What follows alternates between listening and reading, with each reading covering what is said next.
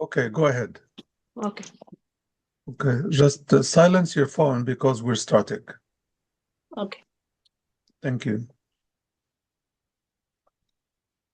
السلام عليكم ورحمة الله وبركاته.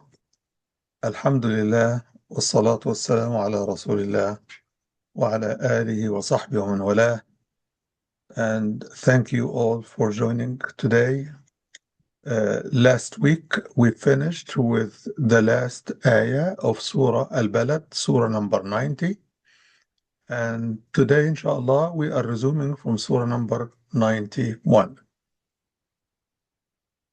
So between Surah 91 and Surah 114, which is the last Surah of the Quran, we have about 14 plus 9 or 91. Then it will be about 24 surahs from here until the end. But those are the shortest surahs in the Quran. But as you will notice, the Quran in those surahs, even though it sounds like those are short surahs, but they are very profound and very informative. So the surah starts off, of course, the set of surahs that we are going to look at are all Makki surahs, which comes up with the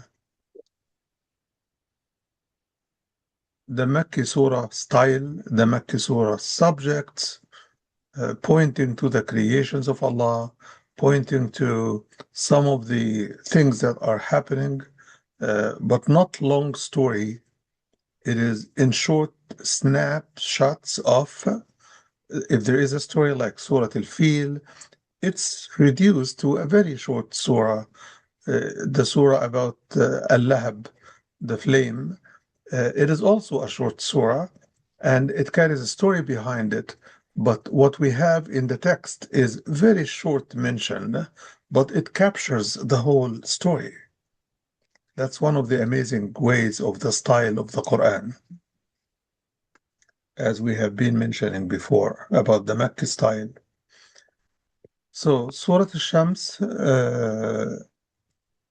starts off with a swearing. Allah subhanahu wa ta'ala is swearing by the sun and the four morning light. You know what the four morning is? F-O-R-E, morning, M-O-R-N-I-N-G.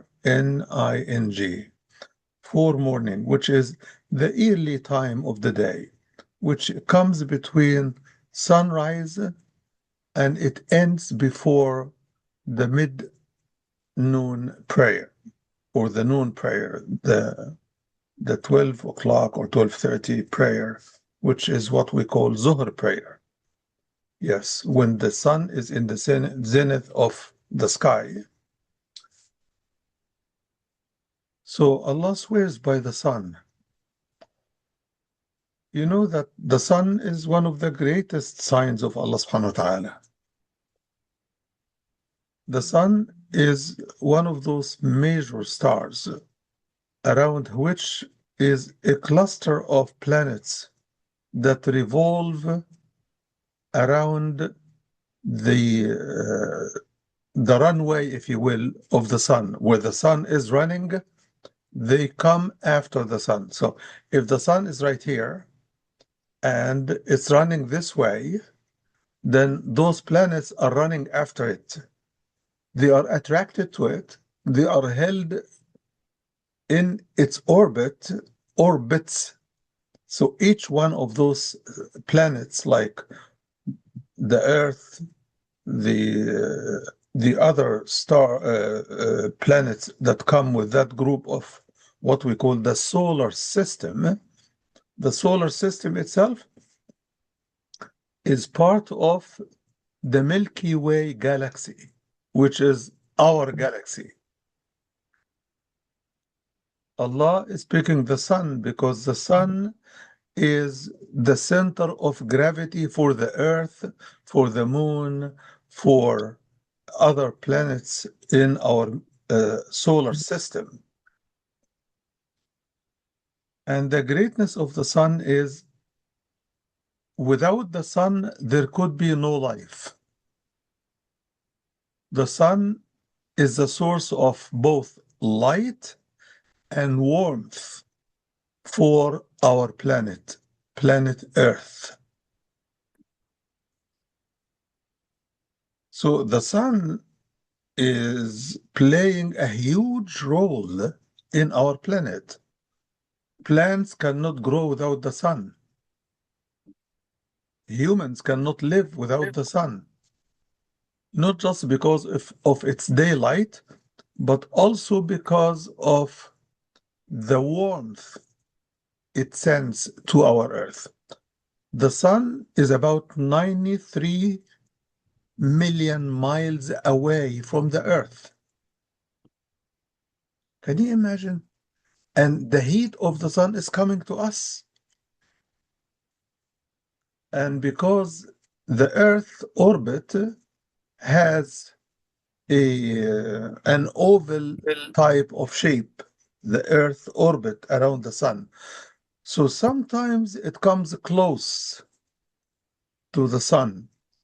And when it is at the extended end of that oval shape, then it gives us little warm, but it keeps giving us the light. The light comes on the side facing the sun from the earth. And because the earth does not only revolve around the sun, but it also revolves around itself. When it revolves around itself, we get the daylight and the night darkness. So the day and the night are phenomena relevant to the earth revolving around itself.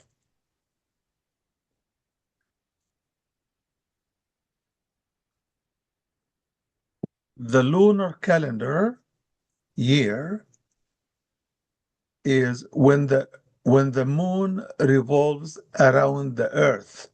It takes different positions. So as the earth has an orbit and is attached to the gravity of the sun, the moon is also attached to the gravity of the earth, and its orbit is around the earth. It revolves around the earth. So you see here a small but almost visible structure for the solar system and how it functions.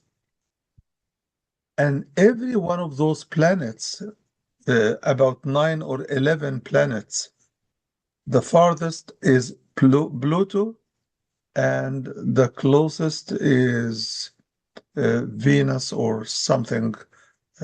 I don't recall what the name is. The one that is closer to the sun than the Earth. So you look at this system, that solar system, and everything is running by meticulous calculations. Who's controlling all of this? Who keeps everything in its orbit? When you read the Quran explaining that system, it tells us neither the sun crashes into the moon, nor the moon crashes into the sun. Each is running in its own orbit. So even the sun has an orbit, yes. So cluster of planets are attached to the gravity of the sun. The sun is running in its orbit, and those planets are running attached to it. They don't go further because If the earth is away from the sun a couple of inches, it freezes. And if it gets a couple of inches closer to the sun, it can burn down. Because the temperature of the sun is millions of nuclear temperatures combined.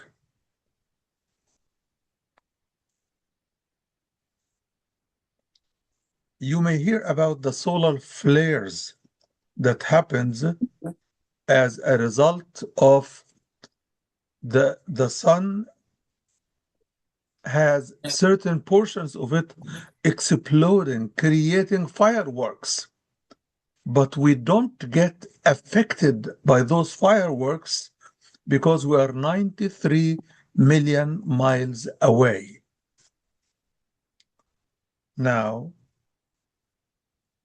the magnificent issue behind all of this that makes this creation so powerful under the control of Allah is meant to tell us how much knowledge, how much wisdom, how meticulous is the creation of Allah subhanahu wa ta'ala.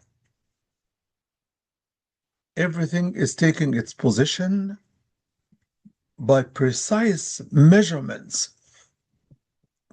Everything is running in its orbit at a specific speed. They don't go faster, they don't go slower. This is the magnificent creation of Allah subhanahu wa ta'ala. Excuse me.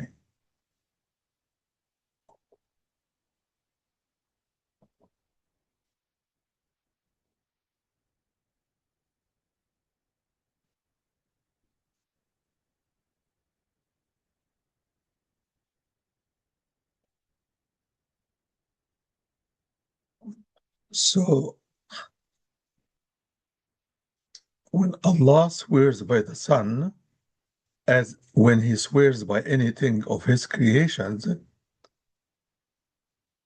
it is to show us the miraculous side, to draw our attention, to study, so that we can benefit from those creations. So Allah in the Quran swears by the sun, by the moon, by the star, by the pulsar, the star that keeps knocking and knocking like a time bomb, which we went over, At-Tariq, when he swears by the heaven, when he swears by the day of resurrection, the day of Qiyamah.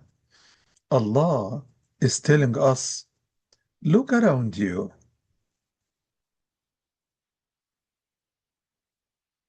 You get the benefit of all of these creations of Allah, but you don't have to manage it or control it because it's under the absolute control of Allah subhanahu wa ta'ala. None of those planets or stars are running on their own.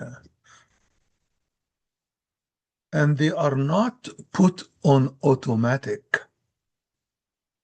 They are not put on cruise.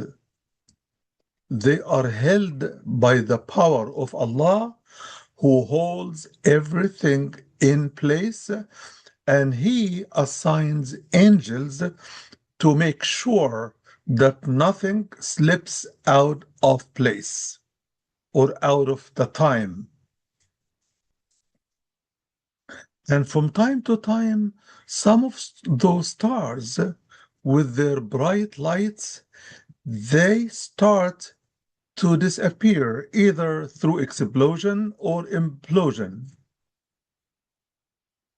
And they disappear into what astronomers today call the black hole. And they label those stars as dying stars. And they tell us The star whose light dims and then it dies away, it disappears from our binoculars and stuff like this, or telescopes, it is because their life is over. Wow, look at this. So, this magnificent show is something that the Quran talks about and invites us, if we can travel into the space, try. You will need more power than the power you have to be able to travel.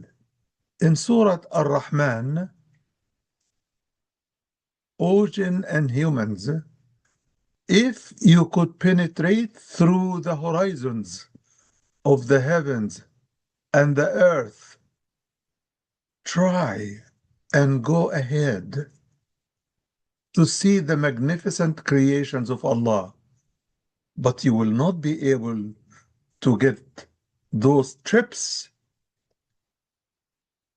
and enjoy those creations and what they mean without having power. So Allah is enticing us to explore sources of power, sources of energy. So man, for millions of years, have not been able to create machines and aeroplanes and rocket launchers and rockets to travel into the space until recently. So we are in the infancy of space explorations.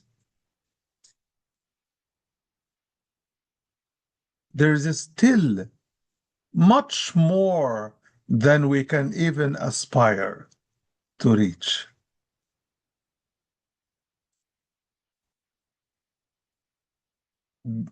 The farthest distance that we aspire to travel through space is Mars, based on current exploration means.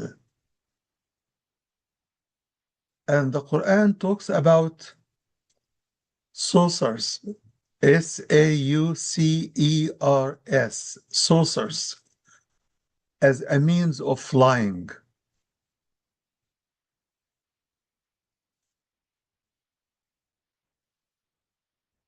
It's called atbaq or plates because they are round as you may have a plate of food. And since the Quran mentioned this, man has endeavored to try to fly. And as you know, if you study the history of flying, you will get to realize that when man started to fly, it did not start by flying up to the sky, but by flying down from mountains, by creating or developing wings like birds and trying to use them to hold a person flying down. You know those flight brothers who started to fly in the beginning of the 19th century. But then later, man discovered the combustion engine, that we developed cars based on those, and the jet engine for the planes, and better jet and more powerful jet engines for rockets and stuff like this. So we are in the infancy of discovery. And you know that Russia and the United States and maybe other countries are sending space station astronauts and cosmonauts to work together to see what can we discover. And what can we develop in space that we cannot develop on the Earth? Because the Earth conditions are different from the moon conditions, for example, from other planets around us. So when Allah swears by the sun and its morning or early morning or foremorning light, it is swearing by something very great in the eyes of Allah subhanahu wa ta'ala. The sun is holding about 9 to 11 planets that are smaller in size, but they come in variable sizes. The Earth is only one of the smaller planets, but there are other greater planets in size. Is there life on those planets as there is life on the Earth? We have not determined yet. What are scholars of science, scientists, and explorers, and astronauts, and cosmonauts, what are they looking for on the surface of other planets to determine if life is possible on those planets? They are looking for the air around each planet that they can reach, and they also look in the surface of the planet itself. What are they looking for? They are looking for oxygen, nitrogen, sulfur, the basic elements of life: nitrogen, oxygen, hydrogen, sulfur, phosphate, because those are the elements that can help creations like humans, animals, and plants and insects to live.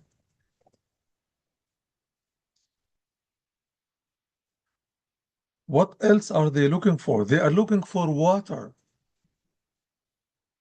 because without water, there could be no life. As the Quran itself says, we have made from water every living thing. So every living thing, whether it is a planet or an animal, needs water, because whether it is a human cell, an animal cell, an insect cell, all of those are what we call living things. They rely on water in their cells. Every cell of any living creature has to have water so that it can have life.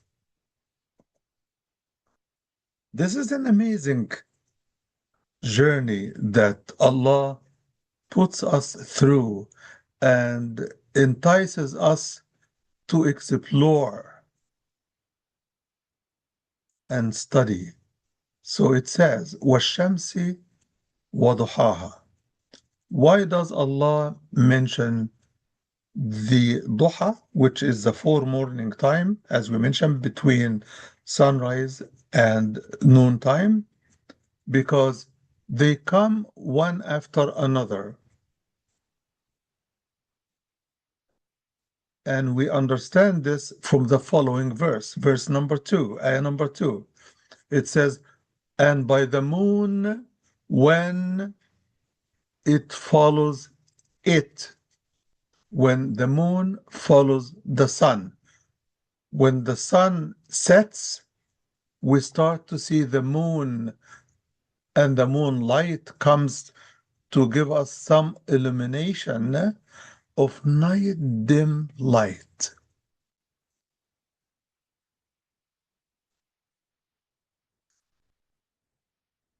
So the daylight comes from the sun, and the night light is a dim light, as if you have a dimmer switch for your night light.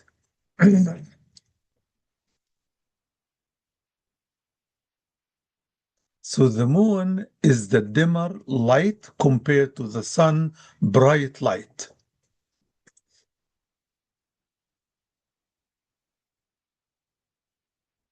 Then it takes us to the next day. So it mentioned the sun, which signifies the daylight, and the moon, which signifies the night light.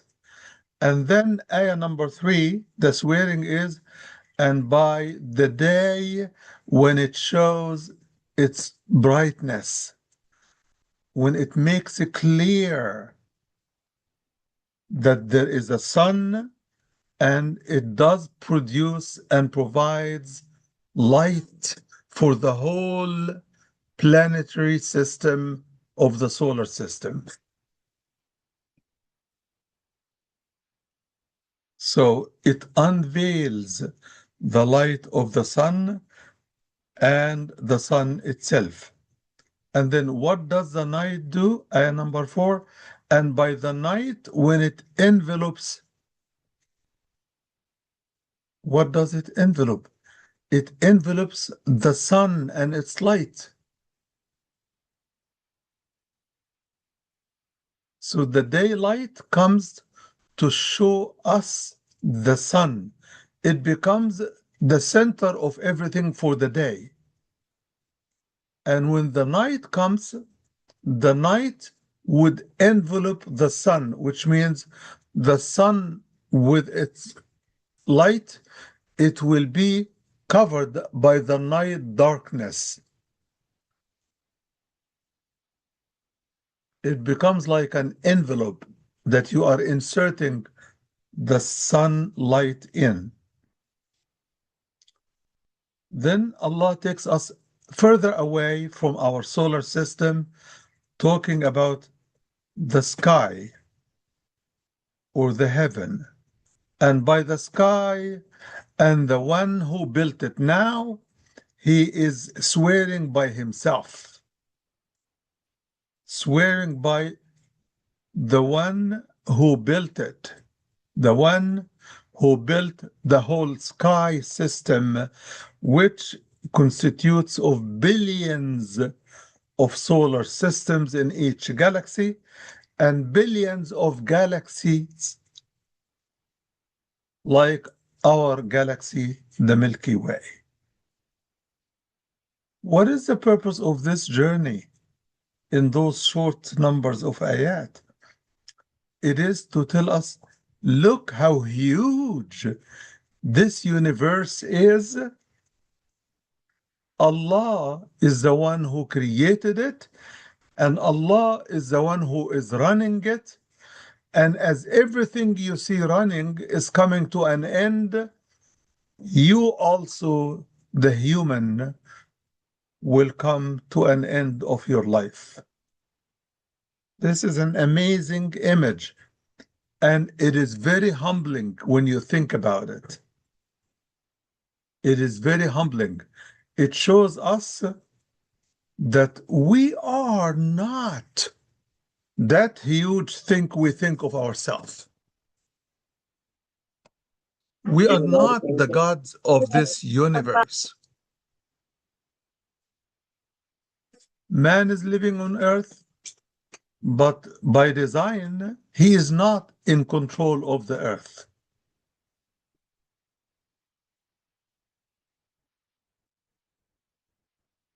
Man can destroy another man. Man can destroy or build a community or 10 million communities. But it barely scratches the surface of the earth. We are always going to be studying the earth and the sun and the planets and the space and studying ourselves. Those are the fields of study that man is busy doing. We are studying ourselves, we're studying the environment, we are studying all fields of studies that we can, from science to geography to the ocean science to the space science. and we are barely scratching the surface. That itself is humbling. It is meant to tell us, be humble. Don't think too big of yourself. Don't be arrogant like the devil. Don't be boastful like the devil is.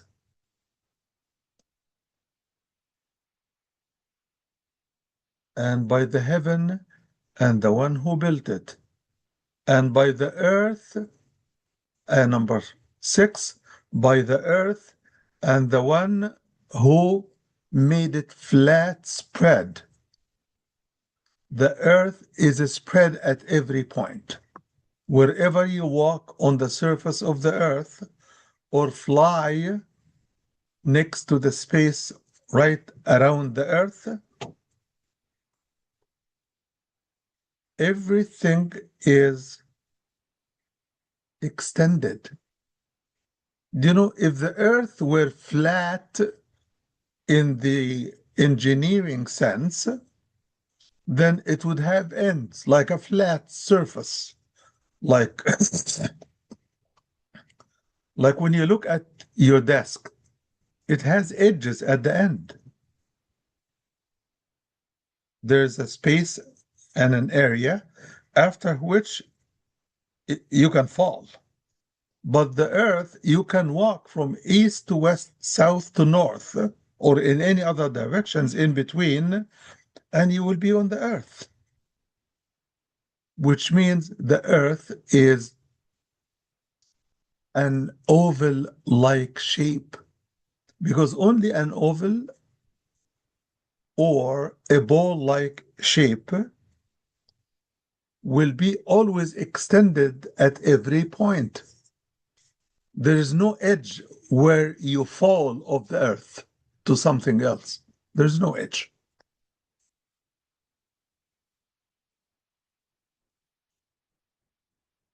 So Allah spoke about the earth in several places in the Quran. It's always pointing to the oval-like shape. In one place it says دحاها والأرض بعد ذلك دحاها, which means shaped it in the shape of an egg.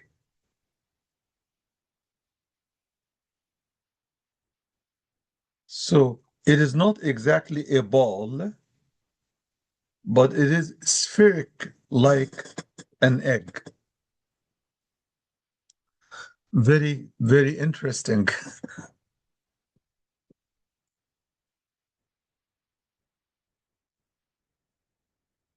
So ayah number 7, Allah subhanahu wa ta'ala now is going to take us in this journey to explore something that's worthy of exploration, to show us that we are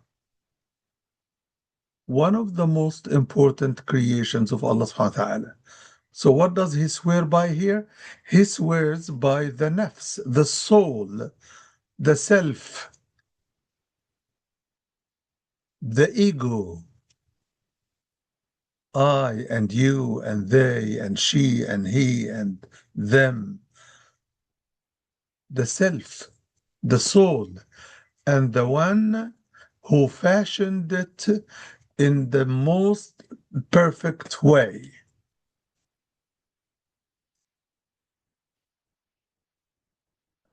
Why swear by the soul? Because the soul is the center of decision making and the place, the house of desires inside the human composite.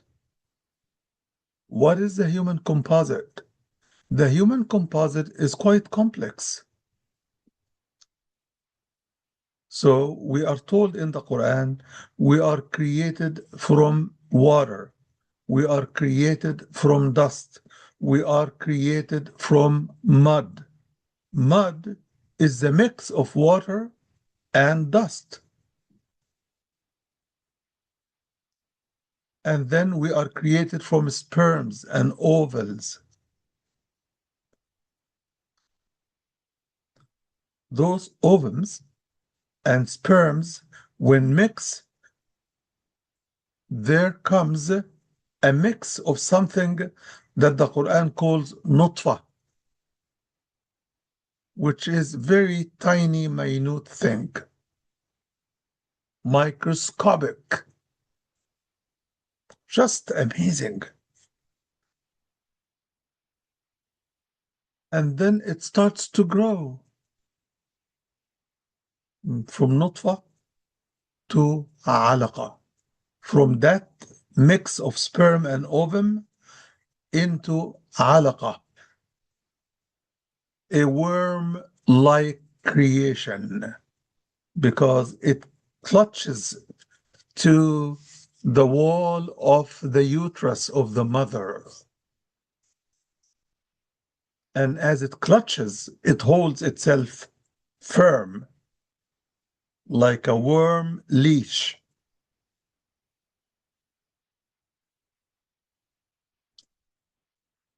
And then it evolves until a full-fledged human being is fully developed and ready to come out of the womb to face the realities of the environment in which he will be in partial control, in partial authority, because his existence on it is limited. His powers are limited. Excuse me.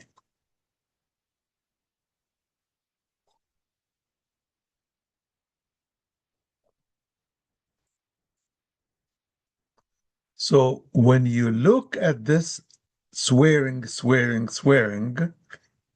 it comes now to a point that Allah swears by the human soul. Do you know what the soul is? The soul is not the same as the spirit. In the Quran terminology, the spirit is this breath that comes from Allah infused into the mud, which then, when it is mixed with the mud, it produces the soul. So the soul is the byproduct of the infusion of the spirit and the mud. And that's why we have two sides of gravity that we gravitate towards. We have the earthly gravitations, the gravity of the earth, the mud in us, which attracts us to the earth to become material being, to love what's material, to turn us into visual beings.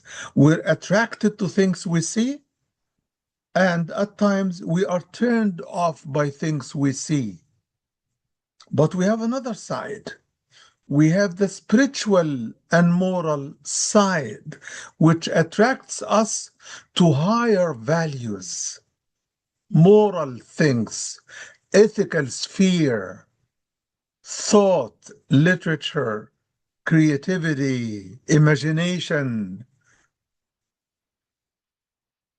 which comes from the spirit. And the soul, which is who we are souls that occupies a physical body in which there are other components of the human composite.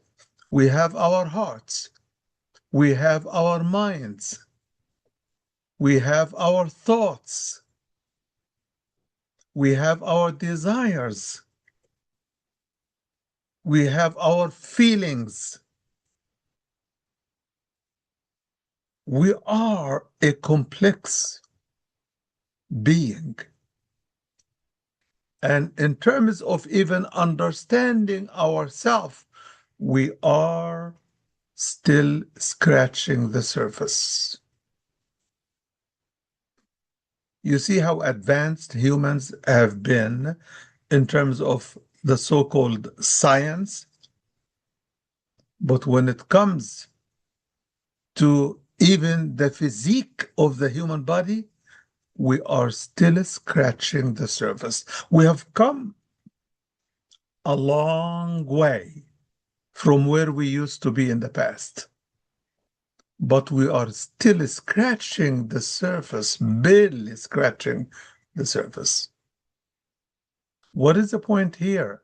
The point here is be humble, submit to your Lord, and never submit to anyone else. Trust your Lord, your Creator, who created this complex human creature and gave us the intelligence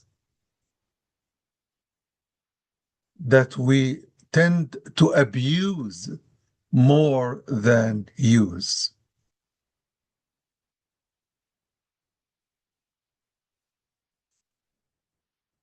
Very important. So Allah is taking us in a journey of exploration, discovery, research, put things together, analyze, and keep analyzing, and develop and structure logics and reasoning that can help you drive at proper structures, proper reasoning to reach proper conclusions that are based on facts. And the Quran talks about all of this. Human research methods. What tools did Allah give us? Allah says, He made for you the hearing and the sight and the hearts. Those are the three gifts or faculties that we must use and prepare and develop so that we use it according to the Quran to benefit from creations around us and opportunities around us, to face the challenges that the environment put in our lives. Some of those challenges we can overcome, and some of those challenges will overcome us,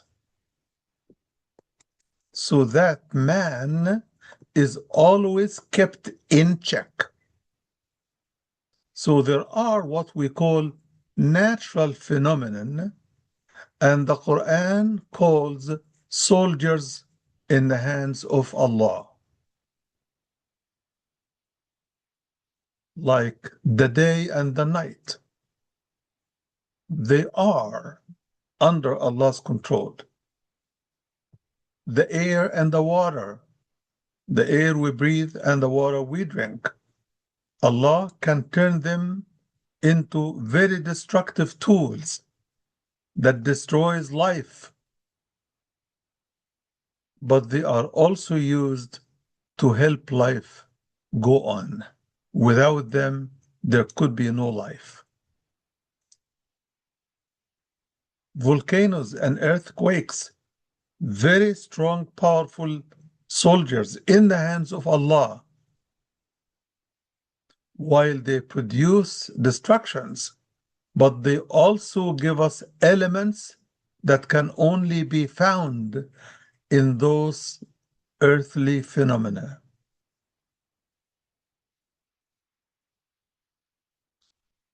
We can go on for unlimited time talking about this phenomena based on the Quran, because it's the only foundation that can help us get complete understanding of what this life really is about.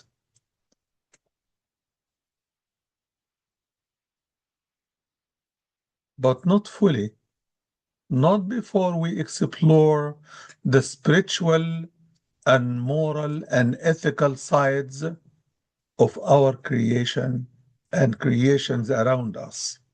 So the Quran gives us a story,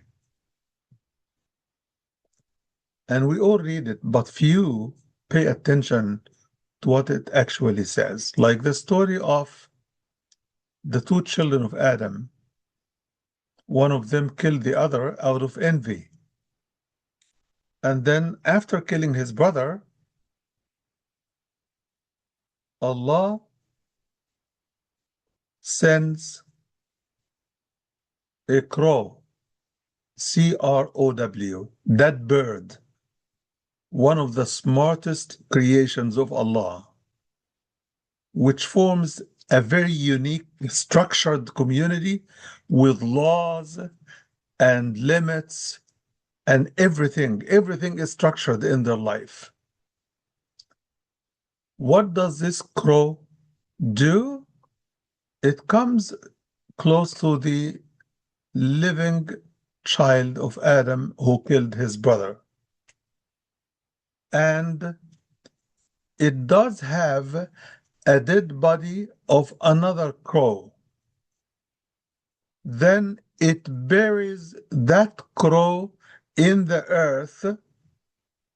It digs a grave and it buries that body of the crow in the dust of the earth, and it covers on top of it with earth material.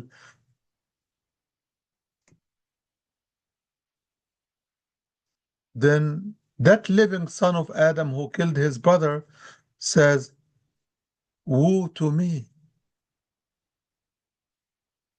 How handicapped I have been!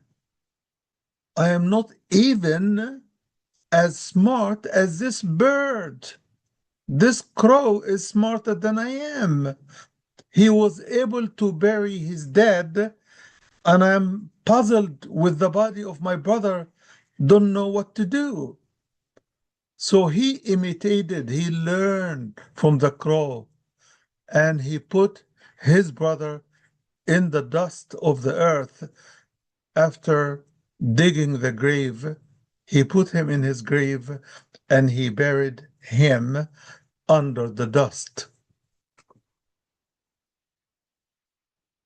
So Allah is teaching us, learn from the crow, learn from other insects and animals. You, the smart creation that you think of yourself as huge, you need to learn from those creations. So the Quran tells us nothing of the creations of Allah around you, of living things, is but communities like yours.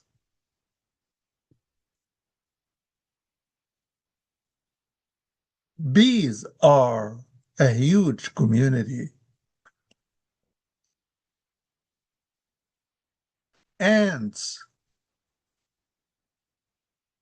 lions, snakes, cockroaches, everything is a community, and they have organizations. They have protection systems, safety systems, food system, hunting system, hunting season, saving food methodologies. We are still scratching the surface. What is this about? It's about humbling us humans.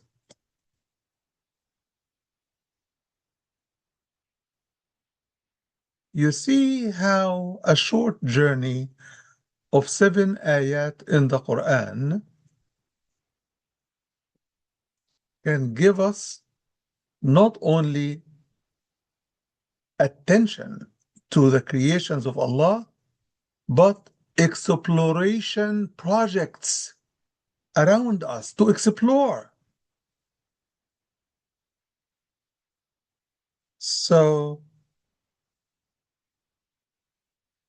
pull up your sleeves, man, and start digging the earth and studying the environment Study animals, insects, birds, everything you fear and everything you love.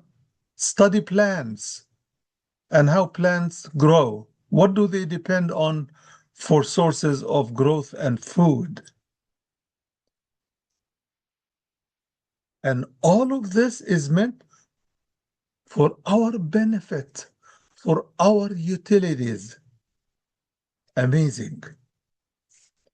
Amazing. Very amazing. I will have to ask your excuse again. I have to go to my next appointment, but we will, inshallah, start next time in ayah number 8, surah number 91. I hope you take the time between now and next week to read those verses from surah 91 until the end of the surah, verse 8 until the end of the surah, so that you are ready for next time. I do apologize for not being able to take questions right now, but please provide your questions through the WhatsApp Global Deaf Muslim group, and inshallah, I will answer your questions. Thank you, Sister Muna. Thank you, Sister Andalib. And thank you, everybody, for joining. جزاكم الله خيرا والسلام عليكم ورحمة الله وبركاته.